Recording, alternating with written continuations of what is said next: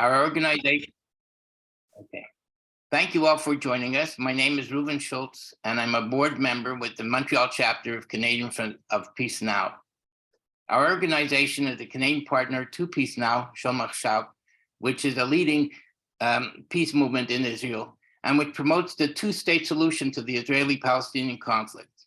You can find out more about us on our website, peacenowcanada.org. We really hope you will consider supporting us with a donation, which you can do via our website. We rely entirely on donations from individuals like you. After the formal presentation, we will have time for audience questions. Please type your questions at any time using the Q&A feature at the bottom of the screen. Please note, the chat feature has been disabled. If you wish, tell us where you are writing from when you type in your question. Please make sure your question is as concise as you can make it. My fellow board member and the chair of the Toronto chapter, Bob Katz, will be asking the audience questions. Our webinar will be recorded and posted to our website. We are extremely honored to have as our guest today, Noa Landau, speaking about what changes she foresees in the wake of the Israeli election results.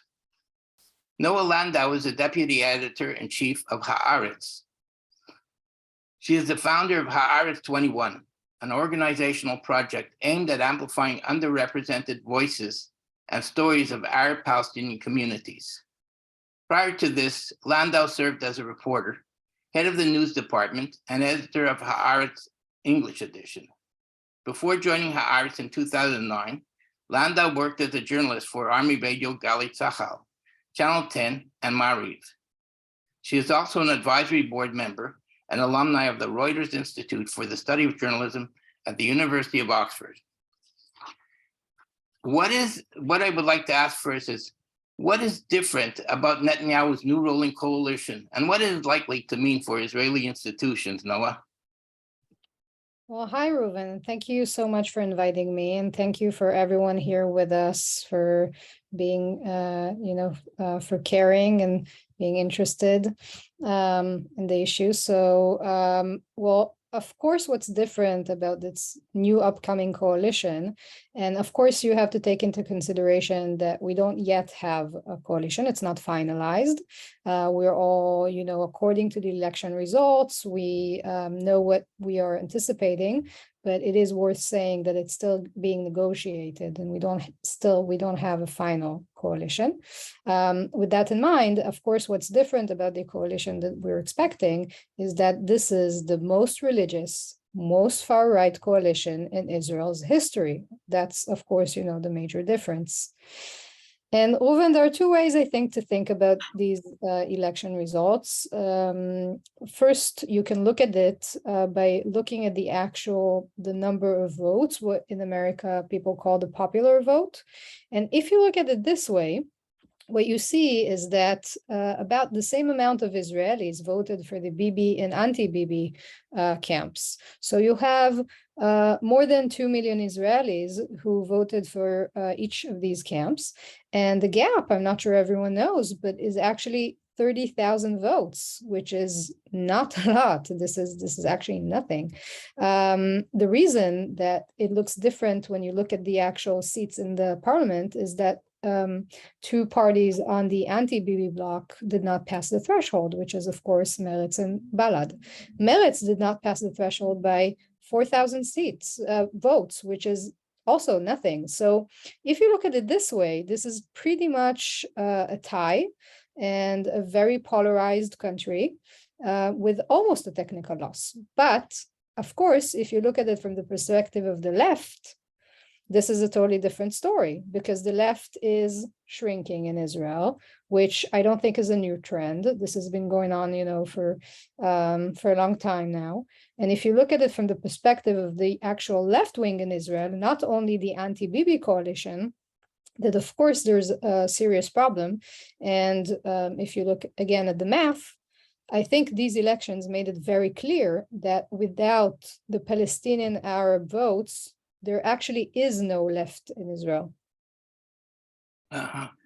Well, you correctly read the polls prior to the last election, which gave religious Zionism which includes Otzma Yehudit and Noam, approximately 14 Knesset seats.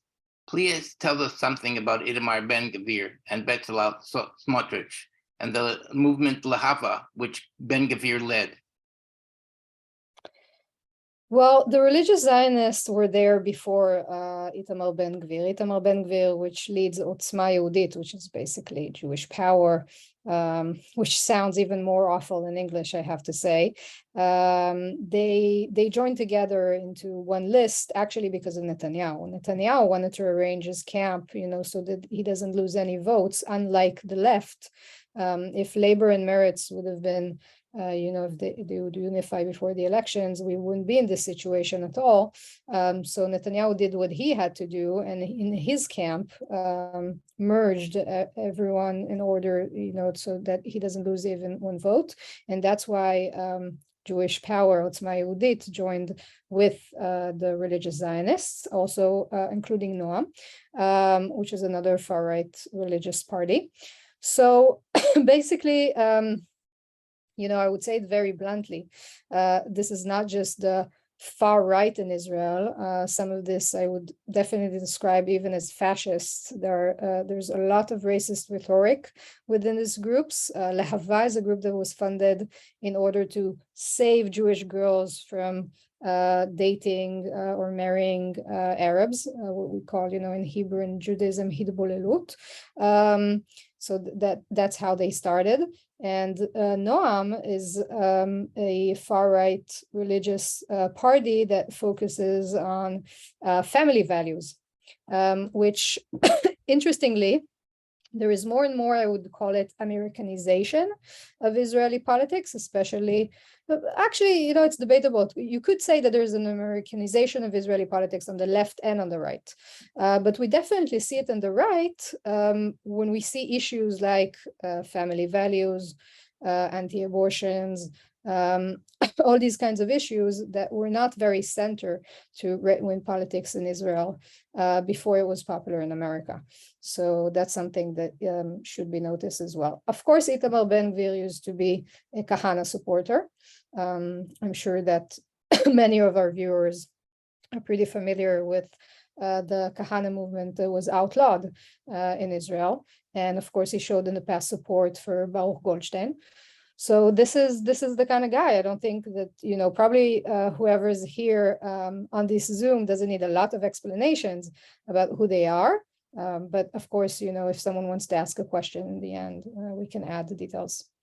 Okay, I'd like to ask you about something else now. You recently wrote about the decision by the UN panel to look at the legality of the settlements and the response of Ambassador Gilad Erdan. Would you elaborate on the significance of that vote? And please tell us who is Gilad Erdan and his record on negotiating with the Palestinians and his attitude to the two-state solution. He definitely doesn't have a past in negotiating with any Palestinian. He opposed it. So Gilad Erdan is the Israeli ambassador to the UN. He's a former Likud minister and Knesset member. Obviously, that means that he held, Likud positions. He was very much anti-negotiations. He was against the disengagement plan from Gaza at the time when he was still a young Knesset member from Likud. He was one of there was a group within Likud that opposed the disengagement plan. He was one of them. He was, in his past, he was a very pretty big supporter of annexation. He promoted annexation in several events. As a minister of police and as minister for what was once called the Ministry of Strategic Affairs, he was the one who led the fight against BDS and BDS activists, including the pushing legislation against BDS within state in the US. So he was involved in all of that. And suddenly, in his position now as ambassador to the UN, which, by the way, he was appointed back then by Netanyahu, but stayed, although the government changed. So he was pushing against that decision at the UN, arguing that such a decision would interfere with any possible peace negotiations, which of course do not exist. And he was against them as a politician. What does he have to do with the two-state? So he's against the two-state solution. Would the UN vote alter the politics of a two-state solution for Israel diplomatically? So what the UN is asking the International Court of Justice, a lot of people get these mixed up, especially in Israel, but it's the ICJ, not the ICC. So what the UN is asking the ICJ is for their opinion on whether the occupation is still an occupation in the sense that it's supposed to be a temporary situation. So many years after, of course, my opinion, and I think this is also evident in reality, this is not a temporary situation. And what the UN is asking the ICJ to say is that if this is not a military occupation legally anymore, then it's de facto annexation. If it's de facto annexation, then there might be implications in terms of international law and international even sanctions. So this is what Israel is now pushing against. Is the new government likely to want to annex the territories? Well, theoretically, yes. All the parties within that coalition supposedly support annexation. I think there's a reason, including international pressures, to the fact that there is not in the past, when annexation was allegedly on the table during the Trump administration, in the end, it did not have the support of the administration. And also we saw that the Abraham Accord countries, it was important for them, even if it was, I'll say it differently, it was important for them to appear as those who stop annexation, whether it was really the cause for these deals or not. So yeah, I assume that there will be a lot of forces within this new far-right government that will definitely want annexation, but that doesn't mean that the same international forces can't prevent it. What likelihood is there to be that Smotrich and Ben Gvir will be cabinet ministers in the new government? Well, they will be, they will be cabinet ministers if they're, because they're senior partners in this coalition. The main question is which portfolios, which ministry exactly will they have? So we saw in recent days that apparently the US is against having Bezalel Smotrich, who, for those who don't know, he's the leader of the religious Zionists, which merged with Itamar Ben-Gvir. But he is the official leader of that joint list and not Itamar Ben-Gvir, so he's supposed to get the senior ministry. In any case, the US has apparently told Netanyahu that they're against this appointment. To be honest, I'm not sure how much the US is actually pushing on that point. I think it's also pretty convenient for Netanyahu to say that, to use the US as an excuse to why he can't give him the portfolio. He can, give this portfolio to anyone in his own party. Back in the days, the defense ministry wasn't something that the ruling party would give to any other parties anyways, but now they have a problem. First of all, they have a lot of leverage on Netanyahu because of his trial and the fact that they're helping him override the judicial system, which is something that they're heavily promoting. They have a lot of leverage on Netanyahu, but also because they can't, for example, have the foreign ministry. So the Ministry of Foreign Affairs is something that that group, this party that might be boycotted by some countries, can't really lead. So they can't have the foreign affairs. And the third important ministry is, of course, the Treasury. But that's something that the ultra-Orthodox party are really interested in. So this is the dilemma right now. Of course, Netanyahu could also not only keep the portfolio for his party, but could also take it himself. We did see in the past prime ministers that also serve as defense minister, or Netanyahu himself was also foreign minister while he was prime minister in his last several terms. Just to go back to the first question, what type of influence will Ben Gvir and Smotrich and Netanyahu have on changing institutions if they're going to change the law so as to make sure that Netanyahu will not be prosecuted? What do they have to do that? Well, we don't know yet what exactly they're going to try to do in order to influence his trial or not. There's also a lot of scrutiny and international attention to this, so it might be more sophisticated and just cancel his own trial. But there are several things that could be done. For example, the identity of the attorney general is very important for a deal. If there's a plea deal, then it's important who is actually in that position to make that deal. And that appointment is political. So they could just appoint a specific attorney general that would support a plea deal that's good for Netanyahu. Also, the president could pardon, theoretically, Netanyahu. It's in his ability. It's not going to be something that the public, I think, will support in this current situation. Although we did hear a little bit, there are several people who claim that in order to save Israel from this far-right government, it would have been, they're willing even to pardon Netanyahu if that's the price that he would want in order for a more center-left forced to join this government, but it's not a very popular opinion within the anti-Bibi camp. So I don't see a lot of demand for that. But theoretically, the president could pardon him, and of course they could do several modifications or present several bills that will somehow also affect the trial in terms of the specific allegations against him. That's one thing that Bezalel Smotrich suggested, that one of the allegations could be modified in the law. So there are several ways. I'll change the topic one more time before we leave it open to questions. Besides being the deputy editor-in-chief of Haaretz, you are the founder of Haaretz 21. Which we briefly noted in our introduction. Would you talk about Haaretz 21 and its importance?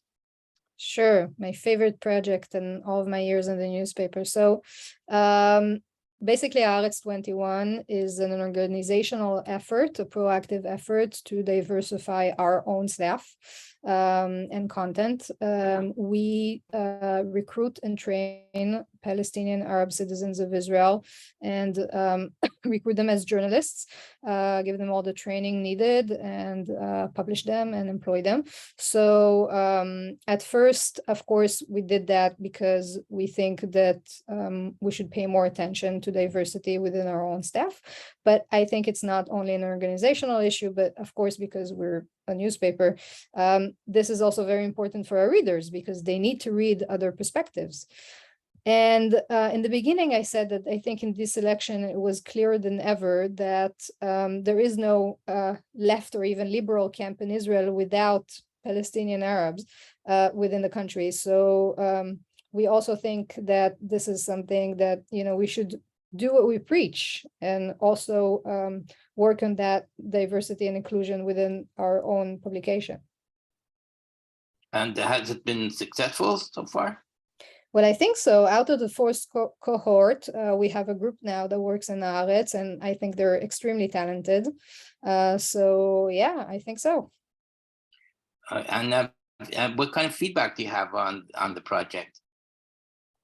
Well, I think most people are supportive. I did receive several emails that were very unhappy, and I actually have one here in my office, which I keep. Let me find it. This is an interactive session. I have an email which I kept just so I can remember why I am doing this, and it goes something like. Dear Noah, I have received an email signed by you asking to support Haaretz 21 initiative, giving Arab writers the opportunity to share stories dear to the Arab community. I want to say to you loud and clear that I don't and never will support traitors of the state of Israel, nor those who support them. It is disgusting what that outlet has been doing to Israel's state, to the Jewish people. Should all be ashamed. And it's signed by his name, which I'm not going to say publicly, although he does deserve it. But I actually keep this hate mail right here in my office because I actually think this is the reason we should do it. Okay. Now we have questions from the audience. And one anonymous person asked, what, if anything, can Jews in the diaspora do to influence the direction in which Israel is headed?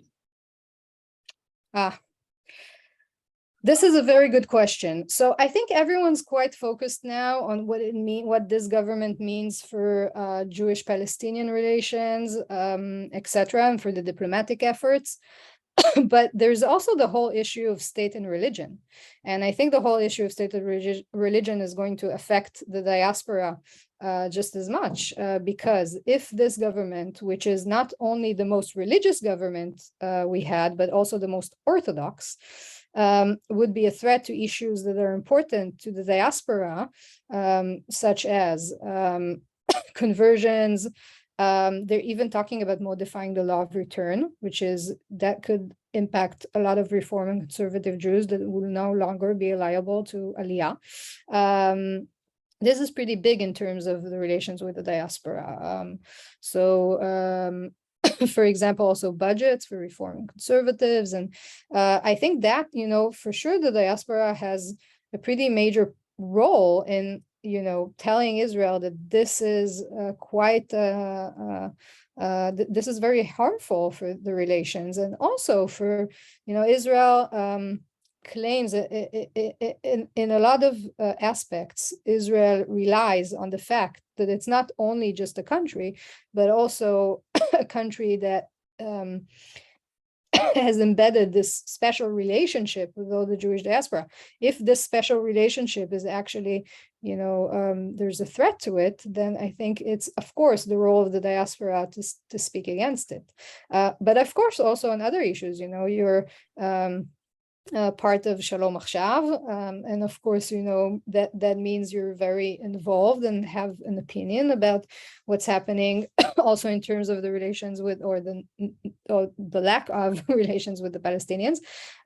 And of course, I think you should still be vocal about it. One thing that I always tell, whether it's Jews abroad or diplomats in Israel, is that it's worth taking in mind that we Israelis are not very good with understatements. So when someone says we're very concerned, that's not always, we don't always hear that in the way that that you say it. Being very concerned, for Israelis is okay, fine, they're concerned.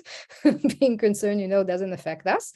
I think, there's a growing understanding that, and I think we saw that with, for example, British Jewish media being very vocal against Ben Gvir, etc., that there needs to be, this is a situation where there needs to be a little bit more volume to those statements. Shouting out loud and demonstrating or whatever. I don't know exactly what, but I can tell you that understatements are not always very loud here in Israel. Okay, and another person, Lawrence Cummings, asked, what is the American midterms? How do you think they'll affect Israeli politics?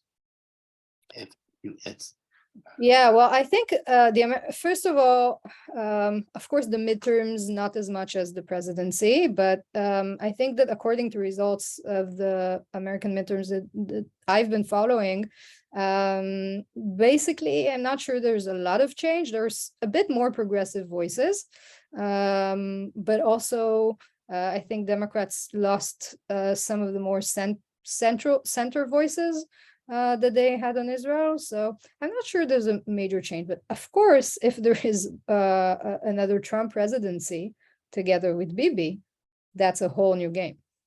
Okay. So Patrick Martin in Toronto asks, what is Netanyahu's strategic aim in the negotiations with the religious Zionists and the Haredi parties?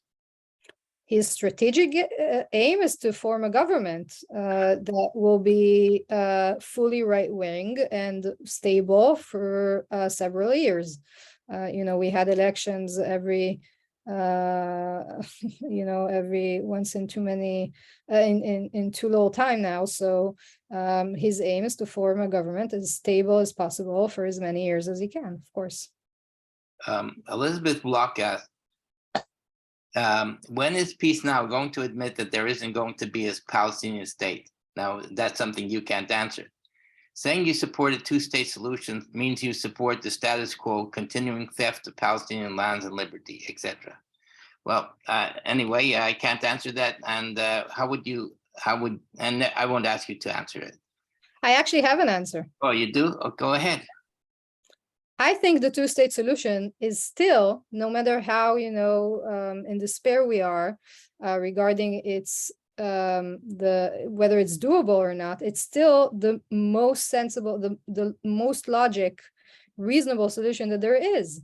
I mean, if you think rationally and you put aside the question, how doable or not doable, and what's the situation on the ground, and how will we do it, still as a solution in terms of the principle, it's the best one. And I'll tell you also, I think it's actually the most doable. I know it sounds weird, but I think that that dream about the one state, I think that actually in reality it could only be an apartheid state, because there is no way that we're going to have that one big equal happy country, not in the near future and not in the far future. So those who actually preach for one state, they want to emphasize the fact that it's not an equal state, but I don't see how it will be. The only possibility for a true way to also have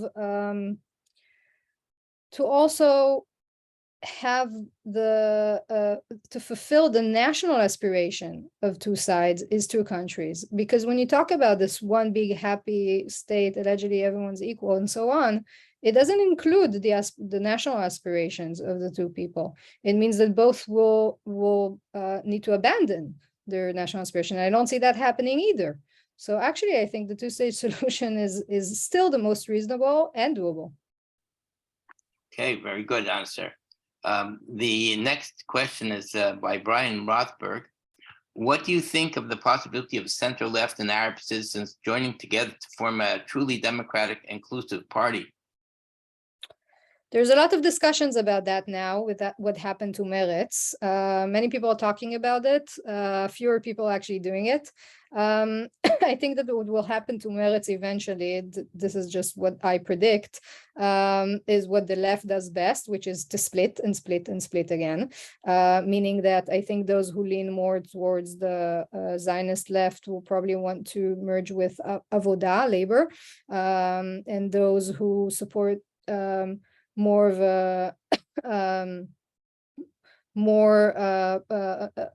a stronger partnership with Palestinian Arabs in Israel, then they lean towards Hadash, which has its own problem, but this is, still it is a Jewish Arab party. Or there will also be some who would want to establish that new party that's more equal. I think it mostly demands some reflection, and it demands more, actually, I think, from the Jewish leftist in such a party, because it brings into question the whole issue of what is Zionism in that kind of a setting.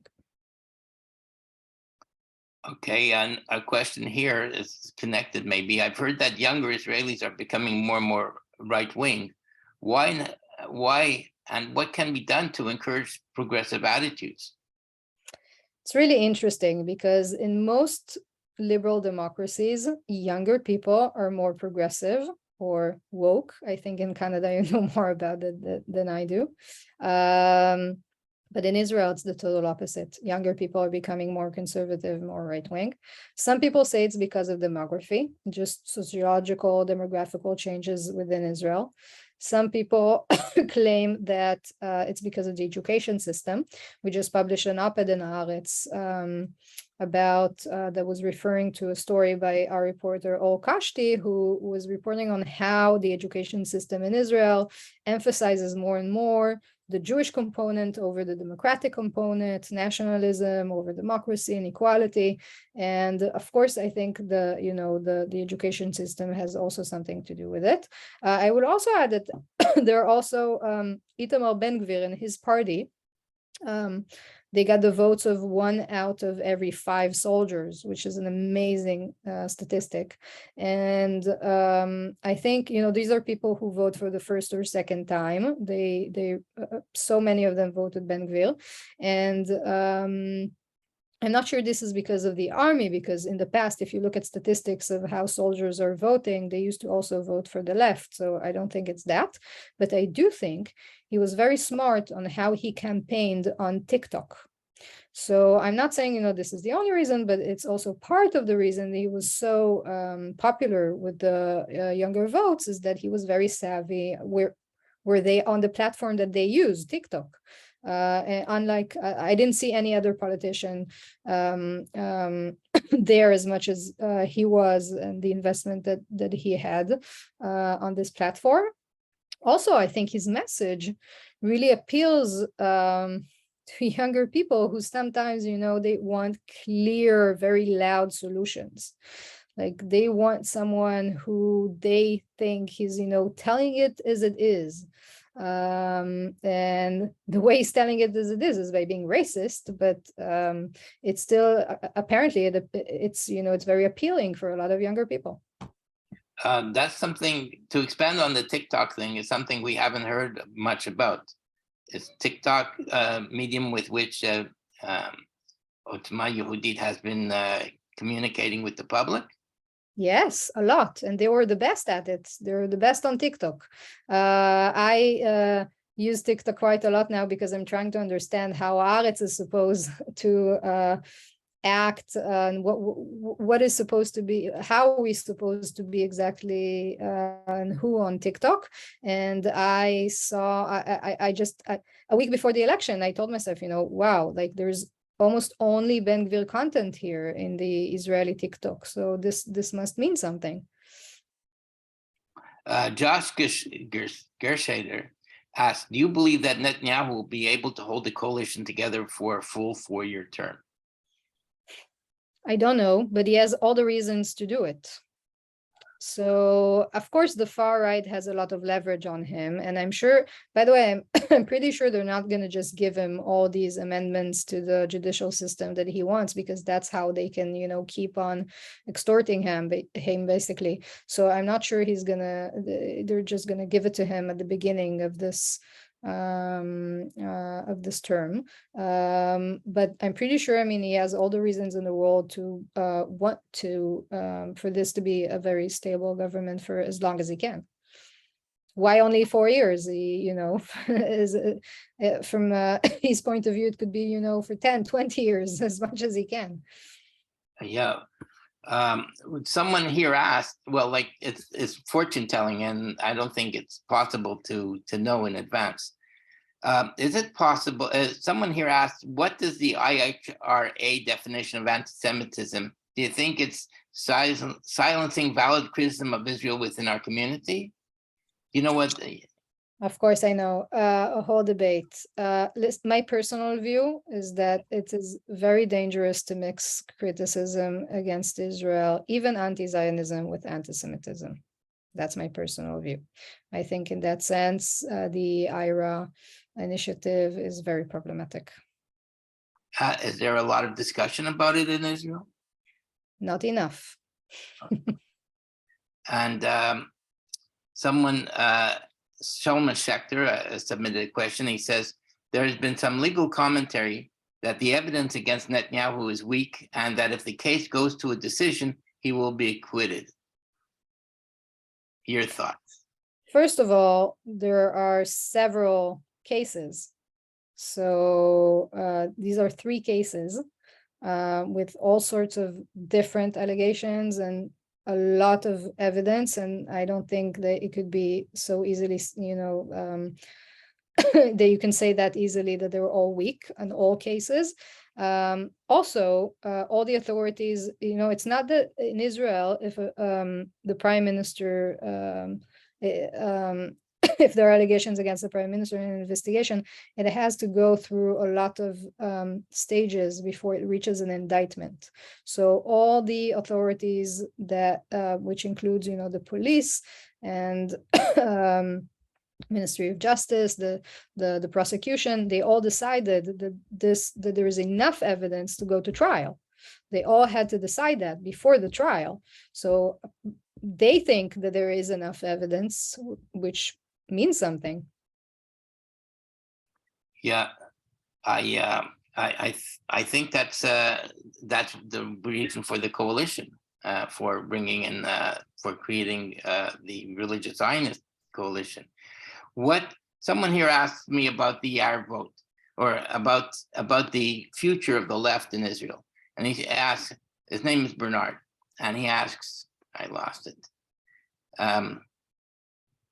How does Noah explain the fact that the hegemony of right-wing parties are what people have predicted since the 80s, and that it never took place till now?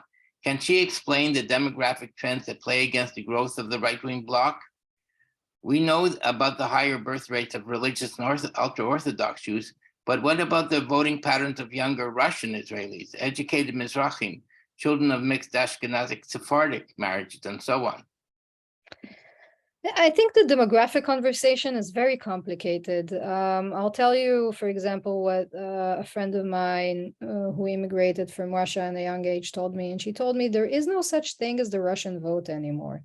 The kids of those who immigrated to Russia so many years ago they don't necessarily vote in patterns like maybe their parents did. And just generally speaking, I mean, I'll tell you something personal. I come from a religious family, and I don't vote necessarily like my parents do. And I think it's quite deterministic, to say, to put everything on demography. I will say, though, that in terms of the ultra-Orthodox community, it's not only that they have more children, it's that there's an ideological change. Once, the ultra-Orthodox parties did not necessarily align with the right wing. They wanted their own, they had their own sector issues. They needed budgets and these kind of things, but they also, and they would go with whichever side would allow them whatever they're asking for. And nowadays we see that younger people in the ultra-Orthodox community are also more nationalistic, more right-wing, as just as an ideology. So it's not only that they have more children, it's that what is the ideology of these children? For example, in Kfar Chabad, a lot of younger ultra-Orthodox kids voted for Ben Gvir. So, and the ultra-Orthodox parties knew that Ben Gvir is actually their competition. So it's not only demography, it's also ideology. Here we have a question from Zal Ship.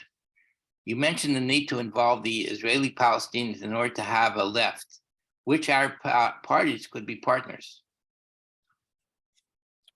Well, they all could be partners. It depends, it basically depends what does the left want. I think that what we saw in the previous government, which was an Arab Islamic party, Ra'am, sitting within the coalition, which wasn't even a left coalition, pretty much proved that there can be cooperation. So is already a party that has demonstrated and showed and said again and again that they want to cooperate. Hadash Ta'al this round actually did not say that they actually said that they might, they gave some conditions to recommending Yair Lapid to the president as prime minister. That's actually a major step for them. They never said it so bluntly before, and was part of the reason they separated from Balad, the more nationalistic Palestinian list that did not pass the threshold. But still, Yair Lapid did not invite Hadash Ta'al to his opposition meeting. So this is really, I think it depends more on the Jewish left than it does, that it depends on the Palestinians. Okay, here we have, there's a question by Sandy Rubenfeld, and it is, what happened to this past February's Confederation plan, a two-state solution, but cooperation on things like security and other stuff that was being proposed by some Israelis and Palestinians? How is the status of this innovative proposal now? Well, there are several when we talk about the two-state solution, there are a lot of variations on how it could actually be done and all the details of it. And I think all the federation and confederation models are actually still in the neighborhood of a two-state solution. There are other ways to implement it. Very creative, and I think all these ideas are definitely worthwhile.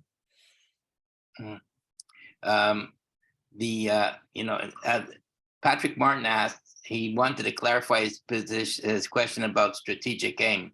I mean, how far is Netanyahu willing to go to satisfy the Haredi parties and the different parts of his coalition? And what will he not concede? Like, what are his red lines? I don't know what are his red lines. I wish I did. Okay, you would run for office. I would feel better if I knew the red lines. Okay, and here's David Cohen asked, will the high birth rate among ultra-Orthodox and even Orthodox Jews make it unlikely that the formation of central-left coalition government supported by Arab parties in the future, especially after Netanyahu leaves politics, which would encourage anti-Bibi right-wing parties to join right-wing governments?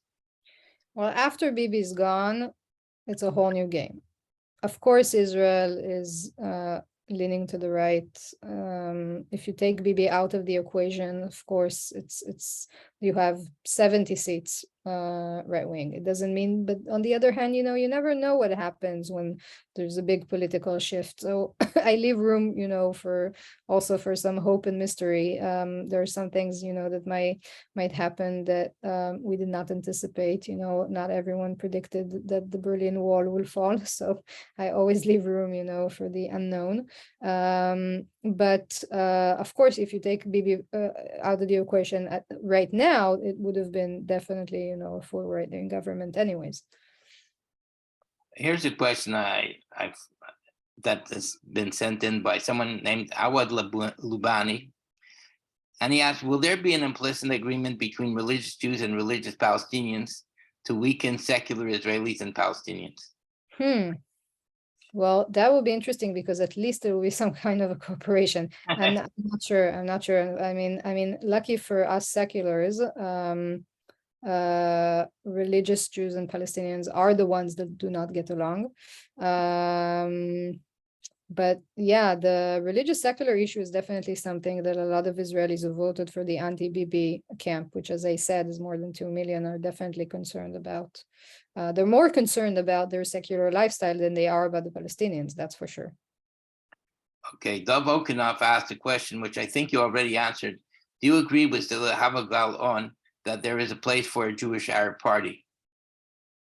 Well, I do, but I don't know. I'm not sure who's gonna establish it and how, and if it will be, if it has a future. But I do think there is space for it, and I hope there will be one.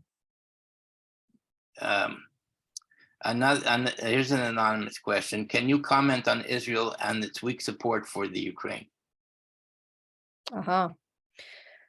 Well, that's a whole interesting issue. Basically, Israel claims, and that's something that actually Netanyahu shares with the previous center government, that because of Russia's very massive involvement in Syria, basically Russia is back in the Middle East, then there's a geopolitical problem for Israel to support the Ukraine in any price. We need Russia to at least not intervene with our efforts against Iran, whether it's in Syria or Lebanon, and the Russian influence in the region is growing. Part of it is because the US pulled back from the region. So basically, the Israeli stand, which again Netanyahu, this future government shared with the previous government, is that it's very risky and problematic for Israel to take a side. Okay.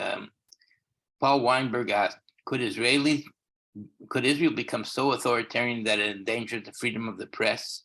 And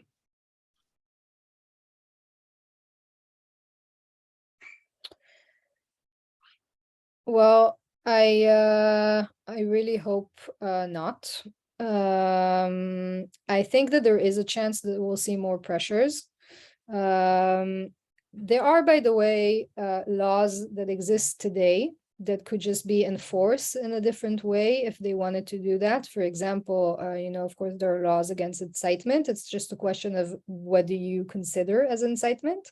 It's always there's always a delicate balance there with freedom of speech and press. So I mean, there is a potential danger that we'll see more pressures on the press. But Haaretz is basically not only the only newspaper, but the only media in Israel that's liberal leaning. So I hope we won't see these pressures. okay, John Snipper asked, do those on the left in Israel who might want to join with the Palestinian Party or who support the notion of a binational state or simply are of the left also support the Palestinian claim of a legal right to return to Israel? Do you? He asks. Well, I think that a lot of people solve that by saying that there's a difference between the historical recognition of what happened and the actual return. And in a lot of negotiations, it was solved by saying that there needs to be some kind of recognition and compensation mechanism instead of actual return. But of course, there could be a return of Palestinians to Palestine. And just like there's the law of return to Israel in a future two-state scenario. Okay. Longtime CFPN supporter, Sheldon Gordon asked, does the right-wing outcome of an election increase the prospect of Israeli preemptive strike against Iran? I don't know if it's wishful thinking or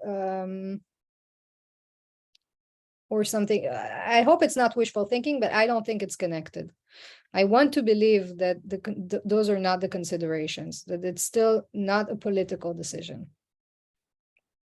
Okay. But in terms of do those who now sit in the government support it, I don't think there's much a difference. In terms of Iran, I don't think there's a lot of difference in the policy between the previous government and the new government. Okay. Jerry Friedman asked a question, but I don't think it's something you could answer. He asked the Peace Now question. Peace Now is always focused on peace with the Palestinians. Should the focus be on peace in Israel combating polarization? And part of it. Pardon? It's part of the same issue.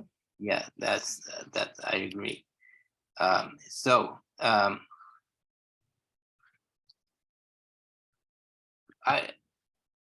want to say that from the question that I asked before regarding the situation in the UN, it seems to be the only outlet right now, like an outside force that could prevent the end or prevent damage to the possibility of a two-state solution. Because the forces that are opposed to two-state solution are in power. And if nothing changes, they'll be in power for another 4 years. I just wrote an op-ed, Reuven, that I'll be happy also to share here. That I'm not very optimistic about the chance that international pressures or support or alliances are very important, of course. Also with Jews in diaspora, of course. But I just don't see the world coming to save us from ourselves, quote unquote. We saw what is happening just recently in Syria, in Afghanistan, even the Ukraine. The fact that the world support the part of the liberal democracies definitely support the Ukraine. It's not like they're fighting there on the ground with them. There are limits to the abilities of the world to force a solution on people who do not want this solution. So of course it has to go hand by hand with us saving ourselves. So yes, there are important things happening in several multilateral forums like the UN, but I don't think this in itself is the solution. Okay. Here's a question from Larry Gringerton, and he asks, he's in Sault Ste. Marie, Ontario. If a two-state solution somehow comes into being, what do you envision as the role of Hamas? Would Israel try to impose restriction on what it would be allowed to do? Wouldn't that be antithetical to the idea of free, independent Palestinian states? Well, part of the one major obstacle to this two-state solution is the fragmentation of the Palestinians themselves. The fact that there is a split between the PA and Hamas, of course, is part of the problems that the two-state solution is facing, and there's a lot of dividing and conquering on the part of Israel, of course, in that situation. I do want to remind everyone that Israel is actually talking to Hamas, because every time there's a ceasefire in Gaza, it doesn't happen magically. There are understandings, even if Israel is saying, oh, this is through Egypt, this is through Qatar, we sit in separate rooms. It's still, they're still basically negotiating with Hamas. Yeah. Patrick Martin wants to ask another question. He asks, is it conceivable that one of the Haredi parties could decide not to support Netanyahu and to join with Yesh Atid, with the Yesh Atid-led government? Well, this theory was promoted by Benny Gantz mostly, who claimed that one of the ultra-Orthodox parties might join him instead of Netanyahu. I don't see this happening at this point. They just don't have. They have more to gain with Netanyahu. Also, going back to what I said earlier, their voters also prefer Netanyahu. You wrote an editorial about Benny Gantz, or an opinion, and you thought it would be a very bad idea to vote for him. Like, many people regard him as a moderate. What's your opinion of Benny Gantz? Well, I think the policy that he was promoting in the West Bank was one of the deadliest years in terms of Palestinian casualties, in terms of settler violence. It was one of the worst years ever. Settlement expansion, the way he was pushing to declare human rights organizations in the West Bank as terror organizations. In terms of policy, he is definitely right-wing.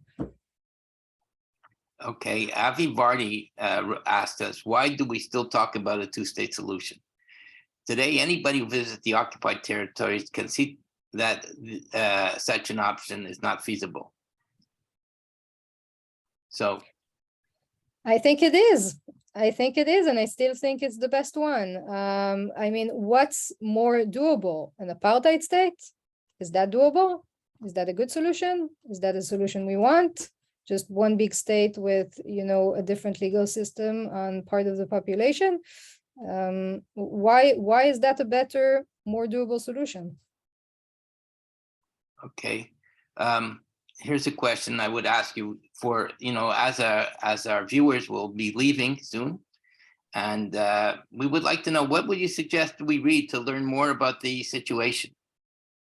Well, you can all guess. Oh, really? Haaretz. I think you should definitely read Haaretz to understand the situation. Okay, so you suggest we all subscribe to Haaretz and read it every day, and Yes, several times a day would be better.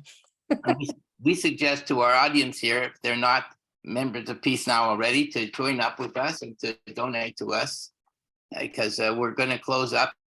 Our time is soon up. Bob, would you like to say something? Do you want to intercede, or Gabriella? Okay, I think maybe we should close up, because the only thing I can say is you've done such a great job, and I was so impressed with Noah's answers that I couldn't possibly add anything other than thank you both very much, and keep reading Haaretz, both for Noah and many other excellent commentators. And Gabriella? Yes, I second the thanks to Noa for her excellent presentation. And you know, Noa, you have been one of the really unique speaker for us, because your answers are very direct and concise. Normally, we can't get that many people's questions in, but this time we managed to get in so many. So that is that's a talent, and I think you deserve special thanks for that. And I'd like to remind our audience as well that we'd be so grateful for your support to Canadian Friends of Peace Now, and we value your donations, large and small, which you can make on our website. Just go to www.peacenowcanada.org. So in addition to subscribing to Haaretz, please continue to support Canadian Friends of Peace Now. And thank you, Reuven, very much for your great moderating. It was a pleasure to be able to speak to Noah. Thank you. But by the way, I regret we couldn't get all of the questions in. There were just too many came in possibly. There's one more if I may add. An hour. There's one more. Maybe I should add it, just because we have a couple minutes. I was interested in your comment about Americanization of Israeli politics. What do you see as implications of the current situation in Israeli politics for women's rights, LGBTQ plus, and wait, I lost it. Yeah, I see it. So Sari Tudiver is asking, what do you see as implications of the current situation in Israeli politics for women's rights, LGBTQ rights? How can progressive voices be heard? So actually on LGBTQ, I think there's quite a pushback. I mean, yes, we are seeing that more and more conservatives in Israel adopt, the view of family values from American politics, but also we see quite a pushback. What I said before about young Israelis being that they lean more towards the right wing, it's actually an anomaly that's quite interesting. On issues like LGBTQ or climate, they are quite liberal as their counterparts in other liberal democracies. Women rights also, I think there's quite a pushback. The issue of abortions, for example, after we saw what happened in the US, the fear that, religious parties in Israel might want to somehow intervene and change the status quo in Israel on that issue really alarmed a lot of women who are pushing back. So I think this struggle falls within what I described in the beginning as, there are two very polarized camps. It's something that is more similar to the US, that we do have quite a tie between the liberals and the conservatives, and there's a struggle and there is a pushback on issues that are more leaning to the left, such as the Palestinian issues. That's the more problematic part. Okay, and Bernard Katz has one more question, and then we'll close, okay? He wants to know, is the Arab Initiative plan that goes back several years now at a dead end? That's a good question, because actually I think that it is true that the Abraham Accords took away the most important leverage that Arab countries had, which is, that there needs to be peace with Palestinians before there's peace with the Arab world. So the Abraham Accords kind of jeopardized that. But on the other hand, these Abraham Accords countries theoretically do support the Arab Initiative. So it will be interesting to see if in some way they maybe try to somehow revive it. Okay. Thank you very much, Noah. I think we'll Well, close up. thank you. Thank you. Thank you so much, Reuven, to you and Gabriela and Bob and everyone. And thank you for everyone who cared and followed and who's reading Haaretz. And thank you for your work with Shalom Achshav. Well, thank you for your great articles. I really look forward to reading them, and I do. Okay, thank you. So remember, thanks to all of you in the audience. Please visit our website at peacenowcanada.org to learn more about us. And please consider a donation, because we count entirely on the support of people like you. Stay tuned for more great events coming this fall. Take care, or this winter. Take care and be well. Bye. Bye-bye.